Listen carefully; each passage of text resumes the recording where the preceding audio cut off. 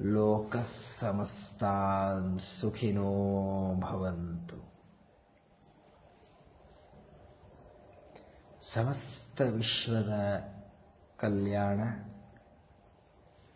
ಸಮಸ್ತ ವಿಶ್ವದ ಪ್ರೇಮ ನಮ್ಮ ನಿಮ್ಮೆಲ್ಲರ ಜೊತೆಗೆ ಅದ. ಪರಮಾತ್ಮನ ಮಕ್ಕಳಾಗಿರ್ತಕ್ಕಂಥ ನಾವೆಲ್ಲರೂ ಕೂಡ ನನಗೆ ಬಹಳಷ್ಟು ಕಣ್ಣೀರಿನಲ್ಲಿ ನೀರು ಬಂತು ಯಾವಾಗ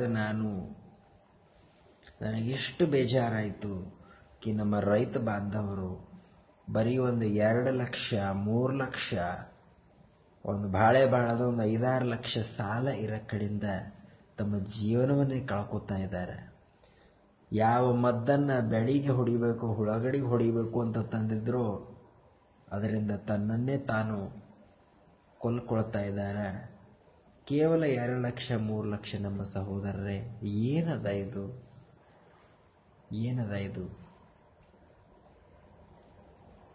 ನಾನು ಅರ್ಥ ಮಾಡ್ಕೊಳ್ತೀನಿ.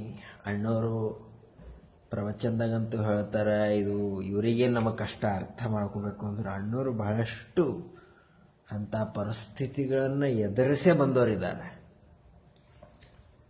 ಅದಕ್ಕೆ ಆ ಅಥಾರಿಟಿಯಿಂದ ನಾನು ನಿಮಗೆ ಹೇಳ್ತಾ ಇದ್ದೀನಿ, ಯಾವತ್ತೂ ಒಳ್ಳೆತನಕ್ಕೆ ನೀವು ಹೆಚ್ಚು ಒತ್ತು ಕೊಡ್ರಿ. ಯಾಕಿದು ಮಾಡ್ತೀರಿ ನೀವು? ಯಾಕೆ ನಾವು ಹುಚ್ಚುಚ್ಚಾಗಿದು ಮಾಡಬೇಕು? ಯಾಕೆ ಆತ್ಮಹತ್ಯೆ ಮಾಡ್ಕೊಳ್ಬೇಕು? ಏನದ ಆತ್ಮಹತ್ಯೆ ಮಾಡ್ಕೊಳ್ಳೋದ್ರಿಂದ? ಆತ್ಮಹತ್ಯೆ ಮಾಡ್ಕೊಳ್ಳೋದ್ರಿಂದ ಏನಾರ ಪರಿಹಾರ ಆಗ್ಲತ್ತದ? ಸಮಸ್ಯೆ ಇನ್ನಷ್ಟು ಕ್ಲಿಷ್ಟ ಆಗ್ತದೆ. ನಿಮ್ಮ ಪರಿವಾರದವರು ನೀವಿದ್ದರೆ ನೀವು ಇವತ್ತಿಲ್ಲ ನಾಳೆಗೆ ಏನಾರೇ ಅವ್ರಿಗೆ ಸಹಾಯ ಮಾಡ್ಬೋದು. ಆದರೆ ನೀವೇ ಹೋಗ್ಬಿಟ್ರೆ ಅವ್ರಿಗೆ ಏನು ಮಾಡಬೇಕು, ಅದು ಹೆಂಗೆ ಪ್ರಾಬ್ಲಮ್ ಸಾಲ್ವ್ ಮಾಡುತ್ತೆ ಅನ್ನೋದು ಯೋಚನೆ ಮಾಡಿರಿ. ಕೇವಲ ರೈತ ಬಾಂಧವರಿಗಂತಲ್ಲ, ಯಾರೇ ಸಹೋದರರು ಏನೇ ಸಮಸ್ಯೆಗಳು ಇದ್ದಾವೆ, ನಾನು ಒಪ್ಕೊಳ್ತೀನಿ.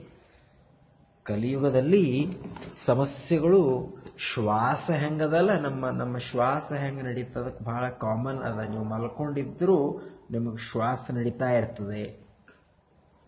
ನೀವು ಊಟ ಮಾಡುವಾಗಲೂ ನಿಮ್ಮ ಶ್ವಾಸ ನಡೀತದೆ. ಹಂಗೆ ಕಲಿಯುಗದ ಸಮಸ್ಯೆಗಳು ಕೂಡ ಅಷ್ಟೇ ಸಾಮಾನ್ಯ ಅದಾವ.